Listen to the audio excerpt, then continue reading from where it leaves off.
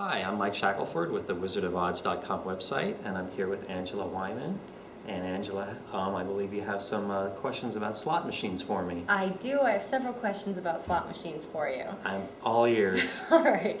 So as a newcomer to slot machines, what is the first thing you can tell me about how I go about finding a good machine? Where do I go? Do I look on the strip? Do I look downtown? Where are the best slot machines to start with?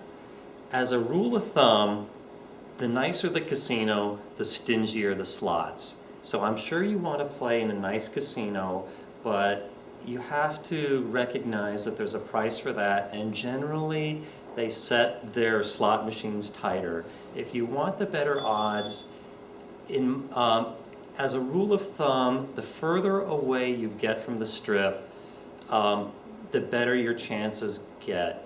I'm also one to say that while you can't look at a slot machine and tell if it's stingy or loose, I believe that if a casino sets their video poker loose, they're probably going to have loose slots as well.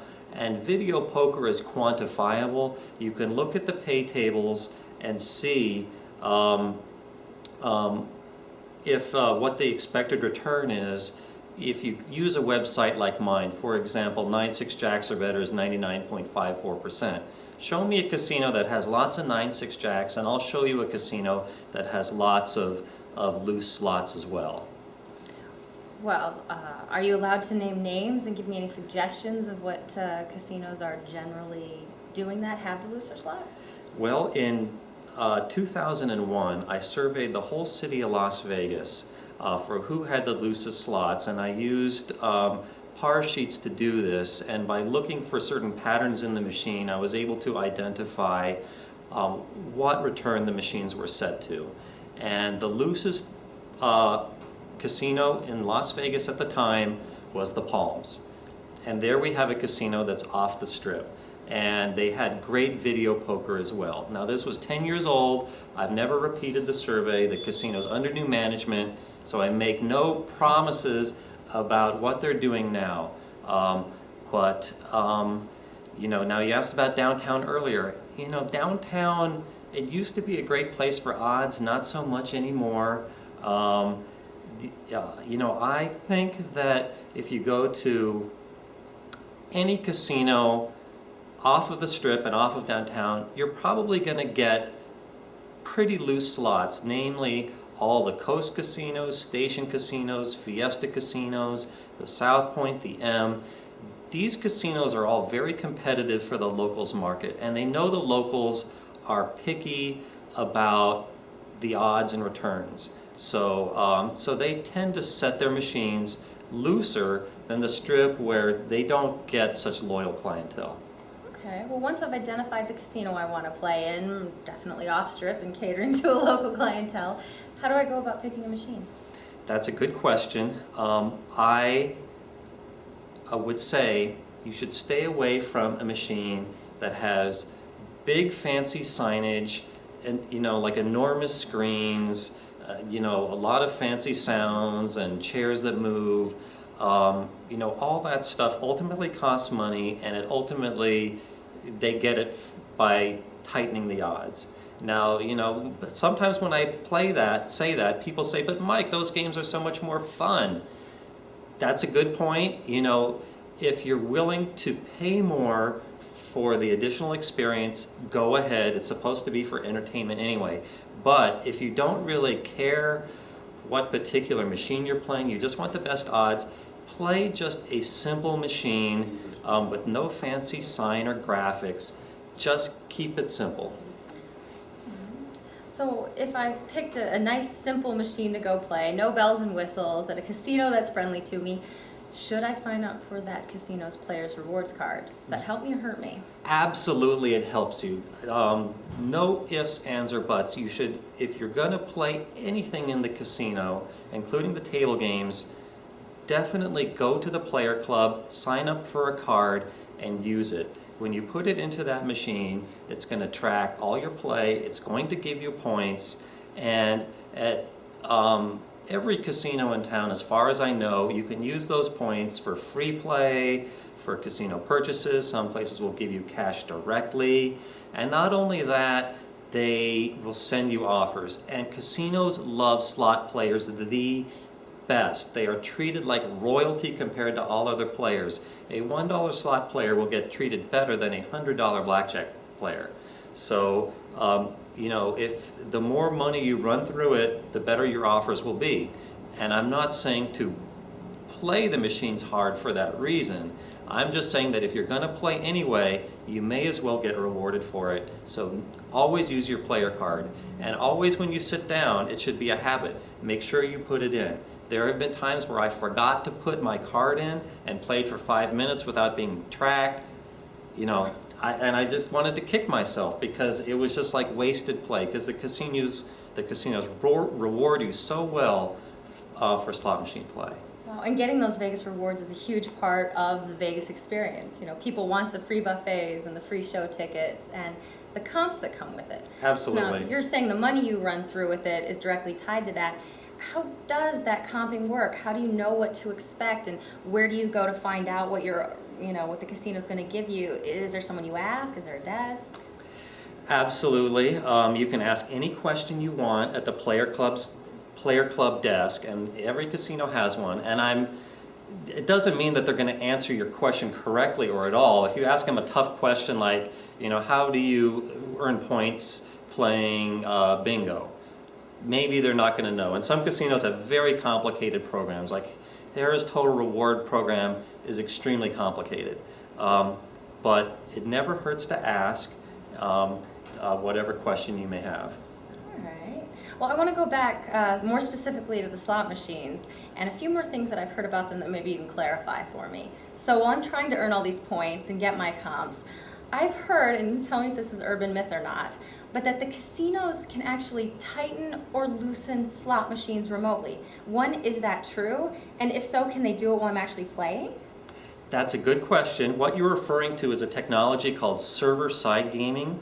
And it used to be, and the way it still is right now, 99% of the time in Vegas, that if the casino manager wants to either loosen or tighten a game, he has to open it up and change what's called an EEPROM card. That stands for Erasable Programmable Read-Only Memory. So take out the loose card, put in the tight one. He has to actually basically unlock the machine and make a change, and he also has to fax in a form to the gaming control board, because the gaming police here in Nevada have a right to know what every single machine in town is set to, and they do spot inspection, random inspections, to make sure that the casinos are giving them the right information. Now, there is a new technology that saves the casino time. No longer do they have to actually find the key, open up the machine, and change the return manually. Now it can be done remotely, say at the computer of the slot director's desk. Now you may wonder, maybe he doesn't like me. Maybe I'm wearing a polka dotted hat and he hates it, and he's going to, make it a tighten the odds while I'm sitting there playing. Is he allowed to do that? No. I don't know the exact specifics, but I believe that the machine has to have been unplayed for a certain period of time, like 15 minutes, before they're allowed to change it. So if it's actively being played, the casino is not able to change the return of that game. Well, can the machines change it themselves, though? So that's about, someone from the casino, the human element changing it. But I've heard that a lot of the machines, they start off very loose to suck you in, and then they tighten up. And that would be something actually in the program. Is that true?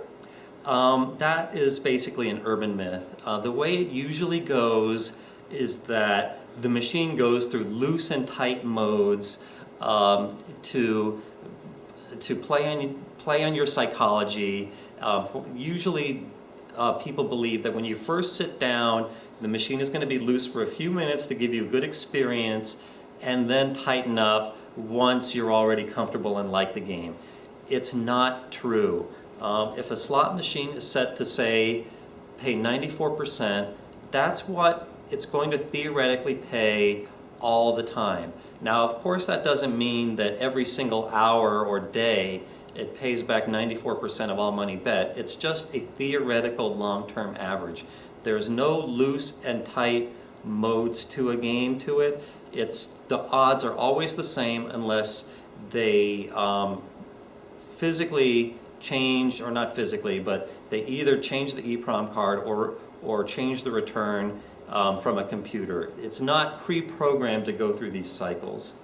So you're telling me there's no truth to the myth that machines run hot or run cold, or it's been running cold for so long it's due to hit. That's not true either? That's exactly what I'm saying. A machine is never overdue to hit. It's commonly believed that, I've been feeding money into this game all day long and it's taken all my money, but it's due to hit. No, I'm sorry, a slot machine is never overdue to hit. Your odds of hitting a high pay are just as good if you haven't hit anything all day long as if a jackpot was just hit the last spin. Well, that's kind of disappointing. I was hoping I could go find that cold machine after someone walked away from it. No, and what you say is true. Is you see these vultures roaming around the casino, looking to take over a machine where somebody has been playing and ran out of money, thinking that it's overdue to pay off. Sorry, it's not true. And another thing that you often see happening is a player will play at a particular machine all day long, ask a slot attendant or lean the chair against the machine to try to save it because they need to eat lunch or go to the bathroom or something. And then somebody else plays it and hits the jackpot, and then they sue the casino, saying, that jackpot should have been mine and it's their fault that they let somebody else play it. Sorry, it wasn't overdue. That player just happened to play it at just the right moment and they got it. It's not like the jackpot was sitting there waiting to happen. Not that you asked, but the way a slot machine determines what happens is that the moment you press that spin button, the game chooses random numbers. It assigns those random numbers to positions on the reels and then stops the reels on according to those random numbers, and then pays you according to the symbols on the reels. So what determines what you win is exactly that moment that you press the button. Well, I want to go back to something you mentioned in that answer, and you brought up slot attendants. And I know in more and more of the casinos now you see, the automatic machines, but in places where they still have, actual human beings walking around taking care of that, what's the proper tipping etiquette? That is a good and a very controversial question. Now, this town runs on tips. Practically anybody you're supposed to tip. Now, with slot machines, it's the law that any jackpot of $1,200 or more requires a hand pay. It's necessitated that somebody come out, pay you in cash, ask for your social security number, and they're going to give you what's called a W-2G form so you can declare the win on your taxes. So as long as somebody's coming and paying you the money, they'll sit there and counting out the bills, and let's say that you won $2,000, I can almost guarantee that they're going to give you $1,900 in hundreds, and the last 100 is going to be 20s and maybe 10s. And of course they're doing that to shake you down for a tip, and you should tip. How much? Every time this comes up in the forums, there's always a big debate about it, but in my opinion, 1% is a good number. And if you hit something really big, like say 100,000, where 1% would be 1,000, then even less than 1%, maybe 0.5%. Okay, that all seems to make sense. Definitely feel I have a better understanding of how to go about playing the slots and not totally getting taken. Well, I really appreciate your questions. All right, well, thank you very much, Mike.